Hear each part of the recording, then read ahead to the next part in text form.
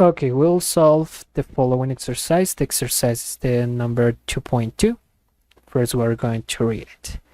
Suppose that the pylon in example 2.2 is moved closer to the stadium so that the angle between the forces FAB and FAC is 50 degrees. Draw a sketch of the new situation. The magnitudes of the forces are FAB equals 100 kilonewtons and FAC equals 60 kilonewtons. Graphically determine the magnitude and direction of the sum of the forces exerted on the pylon by the cables. Okay, right here I have the image of the situation of the example 2.2 in this case. So as you can see here, I can see the pylon, I can see the two cables, and I can see the angle of 30 degrees. This is more an schematic way of seeing what is happening. And the exercise is telling us to change that value of 30 degrees. So sorry, I think that this is a little bit too thin. Well, a little bit, no, this is too thin. And use a 50 degrees angle. Okay, so there is two ways in which you can see the solution of this exercise. The most easy one for me is to move one of the vectors and move it, for example, right here. You have to take into account that the tail of the vector that I've moved has to be touching the vector, the head of the vector that is not moved, that was not moved. Okay, so, and the result will be the vector generated by a line that touches the tail of the first vector and the head of the second vector.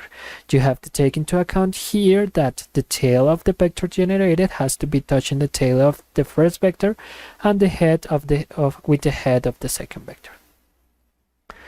Okay, and this also could be done by moving the other vector. So in this case, I'm going to move this vector right here. As I said, tail with head, and the solution will be the same. Tail with tail and head with head. Now the solution will be the measure or the length between this point and this point. How am I going to know this? By using math, by using geometrical equations. So let me do once again these two vectors. I'm drawing this vector smaller because this vector is equal to 100 kilonewtons and this vector is equal to 60. So copy, paste. As you can see, this vector is equal to this one. I've just projected the vector. And this one, the same thing. Copy, paste. Right here. And the solution will be this one. Okay, now I'm going to imagine that I have a lot of triangles here. I'll show you the triangles later.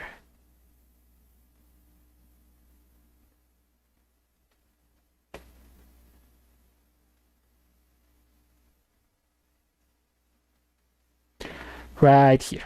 Okay. Let's imagine that this line is vertical. Okay, that's better. So right here I have this is equal to 60, this is equal to 100. That means that this is equal to 60, and that would be all the things that I need. All right, so how am I going to know this length? Well, I'm going to use the Pythagoras theorem, and that theorem tells me that when I have a triangle that has a 90 degrees angle, I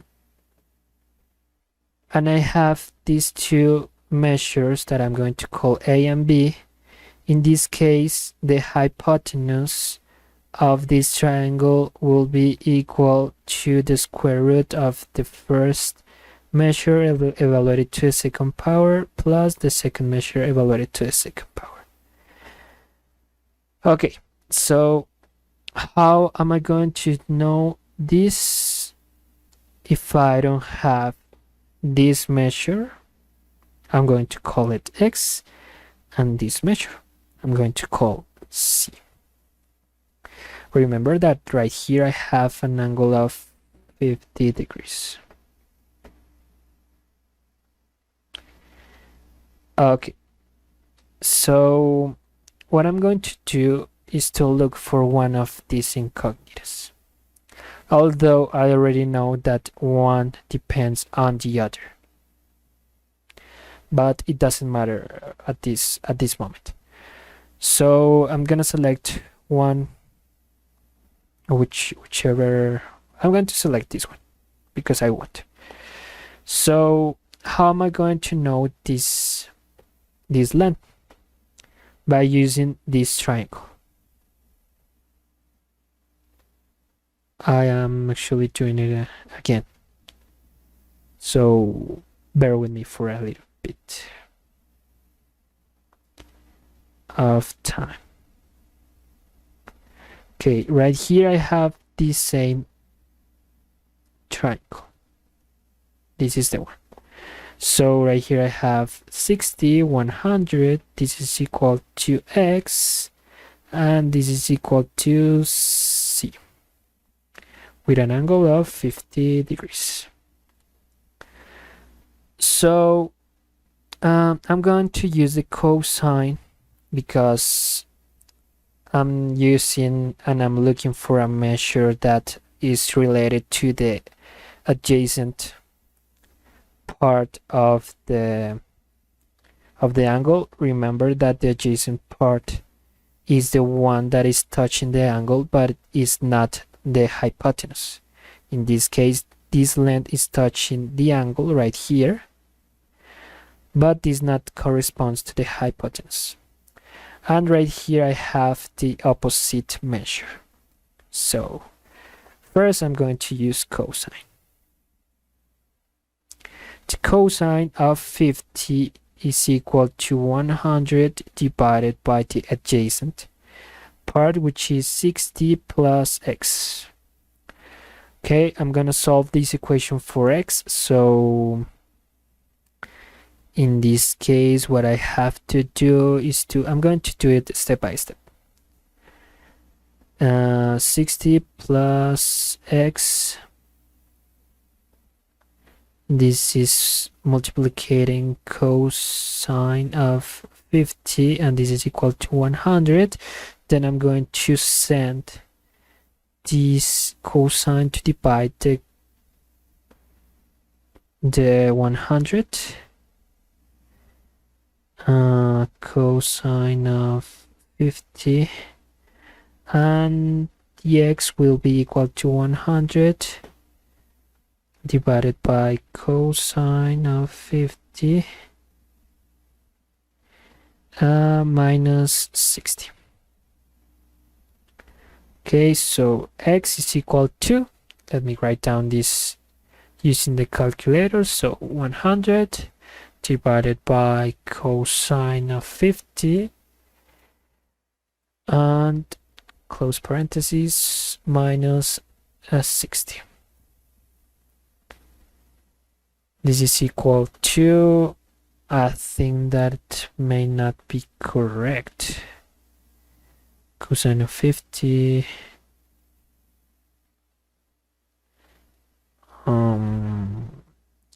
that should be correct.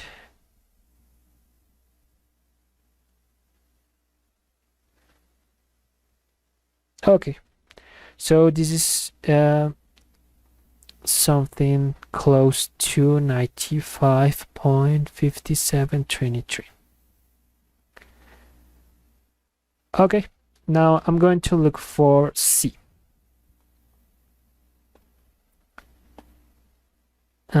this must be wrong. I cannot continue with this. Why is that? Because 60, or in this case, if I add 95, this is going to be way out of this triangle. So there must be a mistake somewhere. So I've used cosine of 50. This is equal to, okay, I know the mistake. Remember that when we are using, and this goes for me particularly, cosine, this means that this is equal to the adjacent divided by the hypotenuse. So in this case, this is the other way around.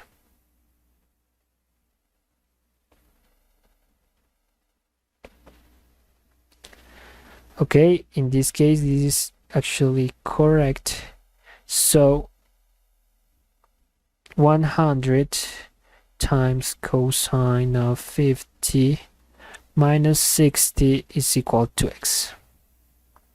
It seems I am multiplicating this, and I'm going to send this to the other part of the equation, but with a negative sign.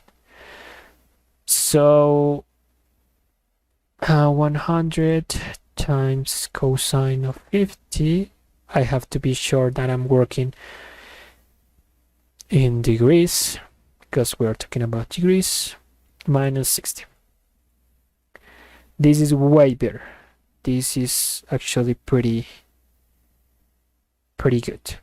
So x is approximately 4.2787. Remember that doing these kinds of exercises, and every math exercise is not going to be perfect the first times that you are solving these kinds of exercise.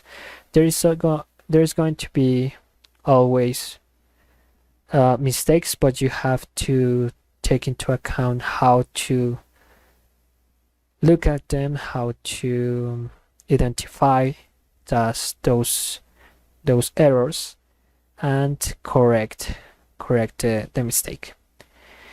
So I'm going to save this measure with shift storage and selecting a letter. So when I look for this letter, that is going to be equal to the value that I've done before. Now I'm going to look for C. So in this case, I'm going to use sine. So sine of 50 is equal to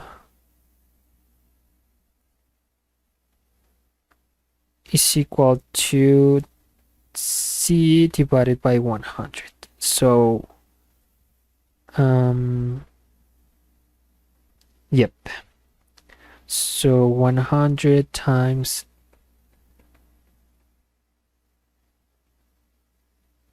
sine of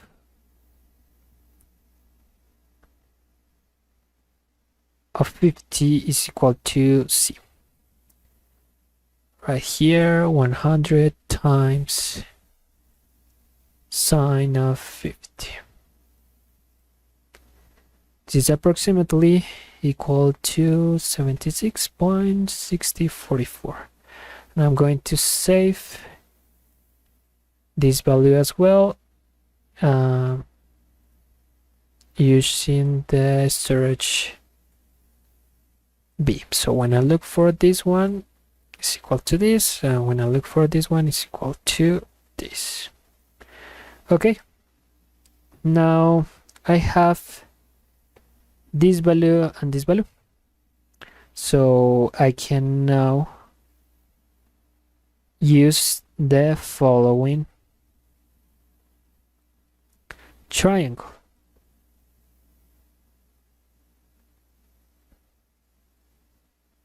Bear with me for a little bit.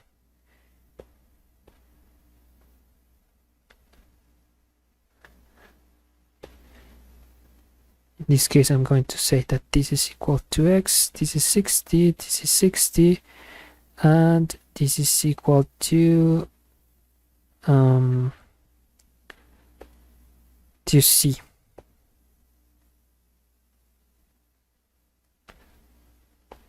So I'm going to use the Pythagoras theorem.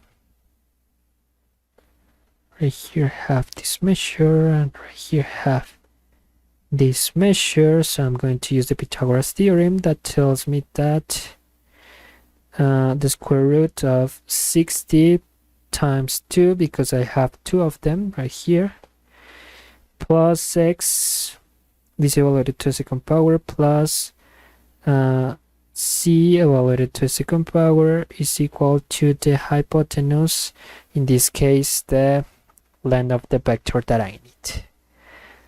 So I'm going to use the calculator. Square root of 60 times 2 plus x, and that is equal to a in my calculator, evaluated to the second power, plus b evaluated to the second power.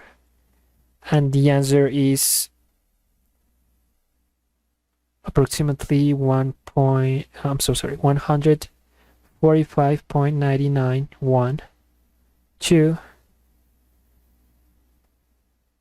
kilonewtons, and that is approximately 146 kilonewtons. We were talking about kilonewtons, right? Yep, kilonewtons. Well, guys, that's how this exercise could be solved, although there is some way in which we can check that this answer is correct. How do I know if this answer is correct? By using a software. In this case, I'm going to use CATIA V5. I already uploaded some tutorials of CATIA V5. If you want to look at them, I would really appreciate this. So, mechanical design, part design, whatever the name. Selecting on a sketch right here. I'm going to select this option. Sorry, this option right here and right here.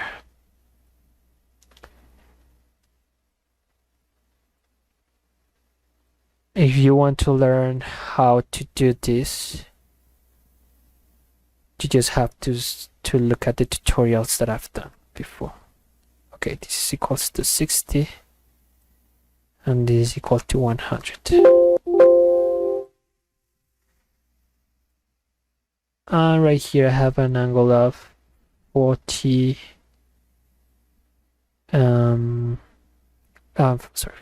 degrees. Okay, right here I have our vectors. So what I'm going to do next is to look for the projection right here and right here. So sorry. And right here. This equals 60 and this equals 100 as well. So the result will be this line. And this line has a length of 145.991. The exact same thing that we have here. Okay, guys, so I really appreciate your time, and this is how this exercise could be solved.